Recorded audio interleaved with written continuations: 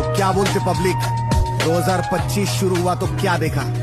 जनवरी में हमने महाकुंभ देखा, महाकुंभ में लोगों का झुंड देखा, झुंड में भगदड़ में मरे हुए लोगों की लाशों से जलता हवन कुंड देखा। रोहित शर्मा के हाथों में कप देखा, मई में बारिश टपाटप देखा, नेता को करते घपा घप देखा, पति को काटा सपा सब देखा, तिलक से लेके तलाक देखा, तेलंगाना जंगल में रात देखा, 270 लोगों को कफन में लिपटा मिला, एयर इंडिया का प्लेन हाथ देखा, मनाली में गिरी बेबी डॉल देखा, केदारनाथ हेलीकॉप्टर फॉल देखा, टेम्बा को ग्राउंड में टॉल देखा, उसके हाथ में स्टंप और बॉल देखा,